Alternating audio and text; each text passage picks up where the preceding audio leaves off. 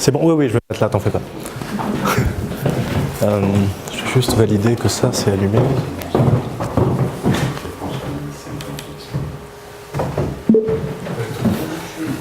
Juste regarder. Ça a l'air de marcher.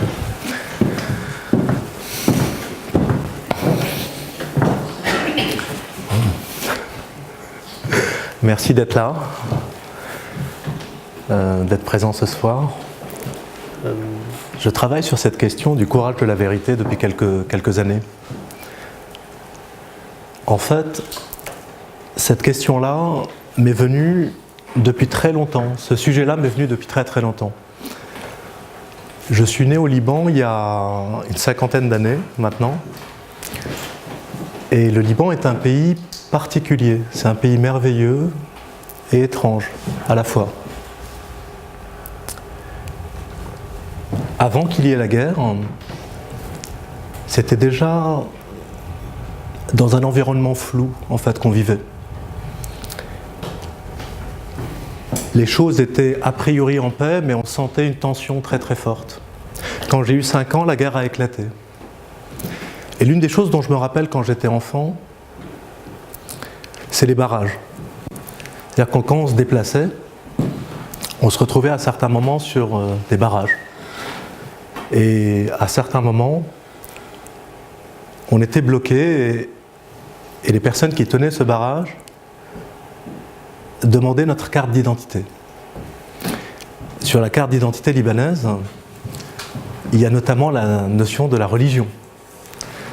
Donc est-ce qu'on était chrétien, orthodoxe, maronite, chiite, musulman, sunnite, juif?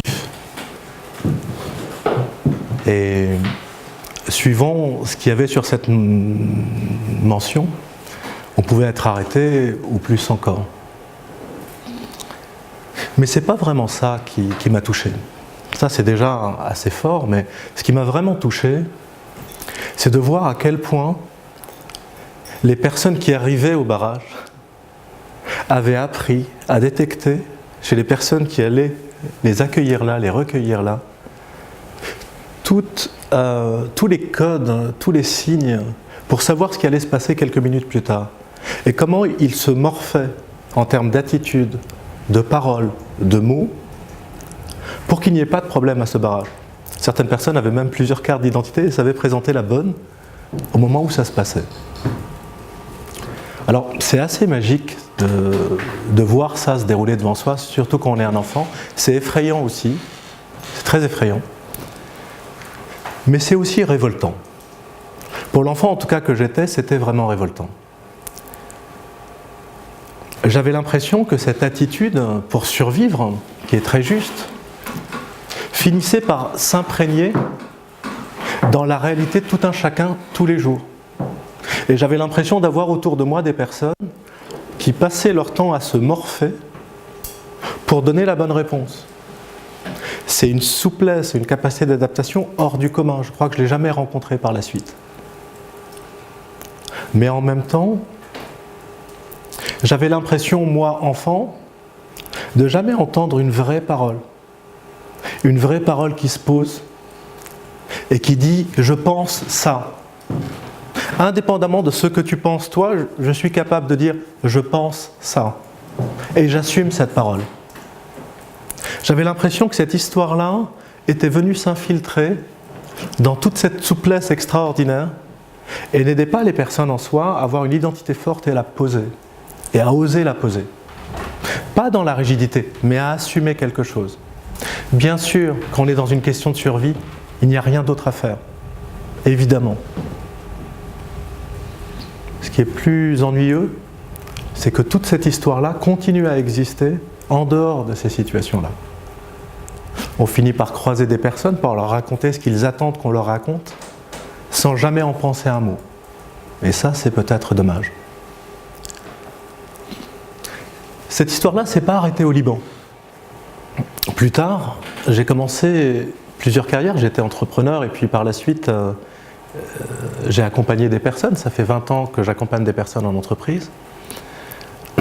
J'ai eu le loisir de voir ce qui se passait en entreprise. et de voir que c'était peut-être plus des barrages, mais quand même une certaine forme de conformité, qu'il ne fallait pas sortir d'un certain discours, qu'on ne pouvait pas s'autoriser à dire fondamentalement ce que l'on était. Je dis les entreprises, je pourrais dire dans le couple quelquefois, je pourrais dire dans les groupes d'amis, quelquefois notre parole est muselée. On ne sait pas, on ne peut pas, on ne s'autorise pas à dire les choses. Alors ça fait quelques années maintenant que je travaille sur cette question et j'avais envie ce soir de vous livrer quelques bribes de ce travail que j'ai fait pour vous le partager. J'ai appelé cette conférence « Le courage de la vérité » en référence aux Grecs anciens qui parlaient du courage de la vérité quand ils nommaient la parésia. On en parlera dans quelques minutes.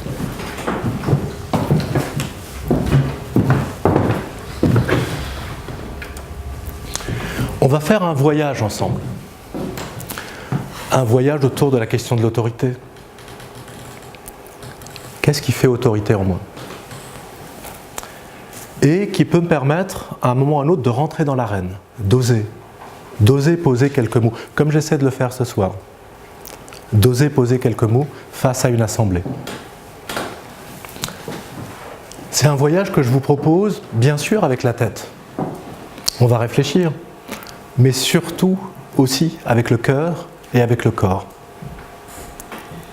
Ce qui me ferait plaisir, c'est que quelque chose en vous soit touché dans ce sujet-là. Nous irons également du côté de la parésia et même de la culture de soi. C'est-à-dire comment on peut mettre en place une sorte d'écologie de vie pour être vraiment au centre de qui on est, au centre de l'histoire et peut-être au centre de sa parole. Bien sûr, nous visiterons ensemble tout ce qui a trait au conformisme dans les organisations et dans tout groupe social, mais aussi à ce que l'on nomme la novlangue managériale. Cette langue nouvelle, desséchée, que l'on entend de plus en plus dans les entreprises. Tout cela pour apprendre, comprendre, visiter ensemble comment à un moment ou à un autre on peut poser une vraie parole.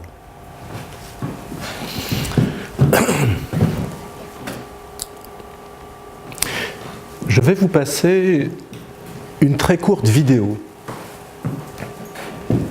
D'une certaine façon, elle est choquante, cette vidéo.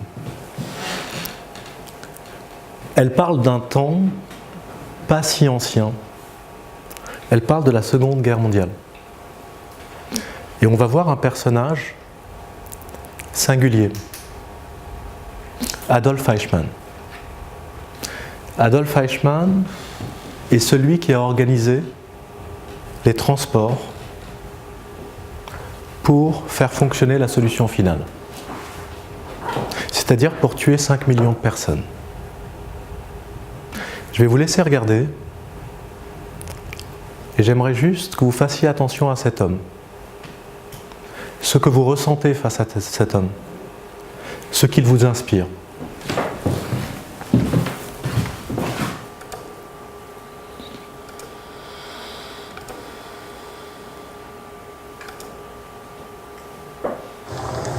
האם אתה מודה או אינך מודה בפרט האישום החמישי?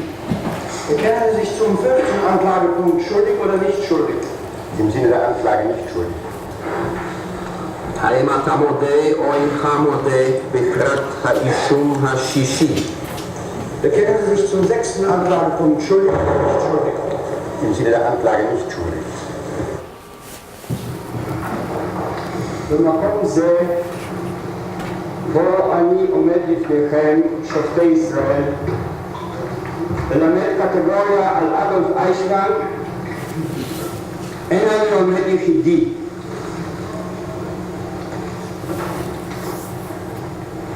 עמדי ניצבים כאן, בשעה זו, 6 מיליון קטגורים.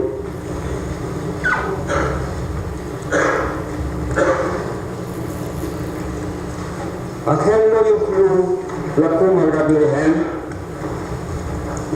לשלוח אצבע מרשיעה כלפי תא הזכוכית ולזעוק כלפי היושב שם אני מאשים. We turned towards the grave, and then he turned round and asked, whom shall I shoot first? We were already facing the graves. The German asked, who do you want me to shoot first? I did not answer. I felt him take the child from my arms. The child cried out and was shot immediately.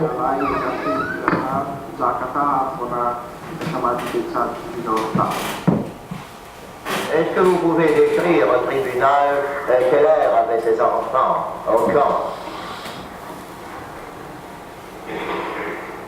Eh bien, il est arrivé dans les camps, dans des autobus, comme d'ailleurs on a amené toujours des gens comme ça dans les camps, des autobus gardés par des gendarmes, des Vichy, avec des inspecteurs de police des Vichy.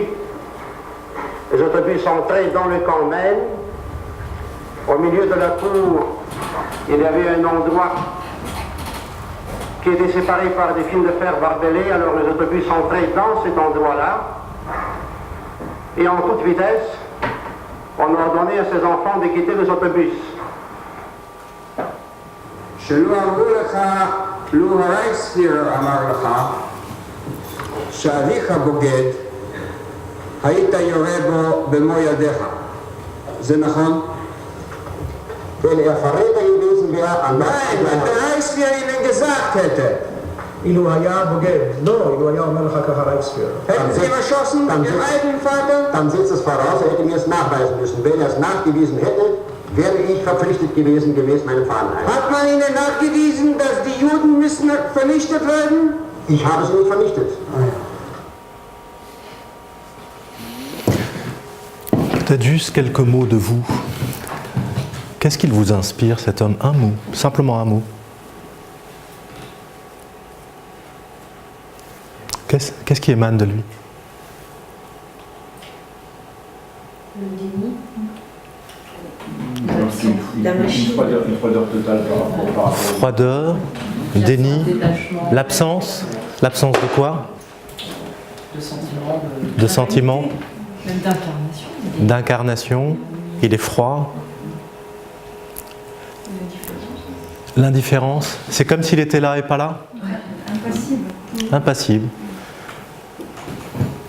Hannah Arendt, la philosophe, quand elle écoute ce procès, et ça va lui valoir cher en fait d'avoir pris position pendant ce procès, elle va se mettre toute sa communauté à dos, explique l'absence de pensée. Il est là, il obéit, il agit, mais il ne pense pas. Il ne ressent pas.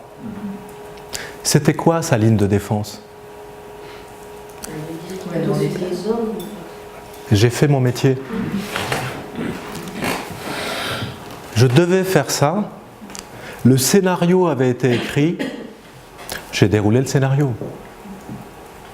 Ça pose de vraies questions. Mais il ne faut pas s'arrêter à Adolf Eichmann. On pourrait très facilement mettre la faute sur quelques-uns, des fous extraordinaires, des fous furieux. Cette folie-là se trouve dans tous les hommes. Dans tous les hommes. Et aussi dans les groupes. Pour exemple, durant cette même période,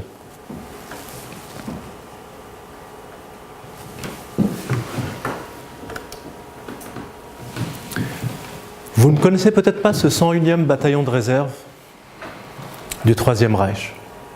En fait, ce sont 500 hommes qui ne sont pas en âge en fait, de rentrer dans l'armée allemande, mais à qui on demande une contribution. Ce qui est très étonnant, c'est que leur commandant leur dit « Vous n'êtes pas obligés de le faire. D'ailleurs, je ne me sens pas à l'aise avec cette mission. » De quelle mission s'agit-il? Il s'agit de recueillir des hommes, des femmes, des enfants et des vieillards, d'emmener les hommes dans les camps de travail, de tuer les femmes, les enfants et les vieillards. Ils ont la possibilité de ne pas le faire. C'est en plus cautionné par un commandant qui est d'accord avec le fait qu'il ne s'engage pas à ça. Selon vous, combien de personnes ont tué? Sur ces 500 personnes, il y a 12 personnes qui disent non. Quelques-uns en cours de route s'arrêtent. Mais au total, 400 personnes sur 500 ont tué sans discontinuer, occasionnant la mort de 83 000 Juifs et de plusieurs centaines de Polonais. Et là, il y a vraiment une interrogation à avoir. Qu'est-ce qui fait autorité pour nous pour qu'à un moment ou à un autre, on aille dans ces actes aussi fous? On n'est pas en train de parler de nos courses, on est en train de parler de meurtre, on est en train de rentrer dans cette folie-là. Ce n'est pas Adolf Eichmann, ce n'est pas le Führer, ce sont 500 personnes qui ne sont pas des jeunes personnes, qui sont trop âgées, ils sont dans l'armée de réserve. Ils pourraient juste arrêter cette implication-là et se mettre en retrait. Ils y vont. Qu'est-ce qui fait autorité dans la tête de ces personnes? Qu'est-ce qui fait qu'ils s'engagent dans cette action-là? Qu'est-ce qui fait qu'ils commencent à tuer? C'est ce que je vous propose qu'on visite ensemble ce soir.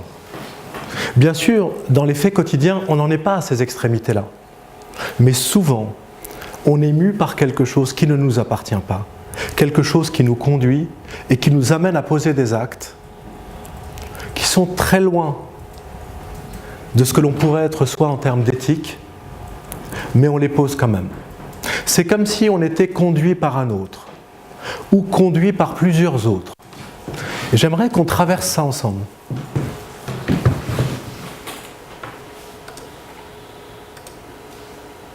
Donc on va visiter l'autorité, la culpabilité, la conscience et la responsabilité. Pour aller là-dessus, il faut expliquer que après la Seconde Guerre mondiale, tout ce qui s'est passé a appelé beaucoup de recherches. Vous avez très certainement entendu parler de Stanley Milgram, qui a fait cette expérience très particulière, qui consistait à expliquer à une personne qu'on était en train de faire un travail sur l'apprentissage. Donc il donnait un binôme à quelqu'un, bleu, fille, et la personne, si on lui disait bleu, il fallait qu'elle réponde fille. Si elle répondait mal, une décharge électrique de 15 volts en 15 volts.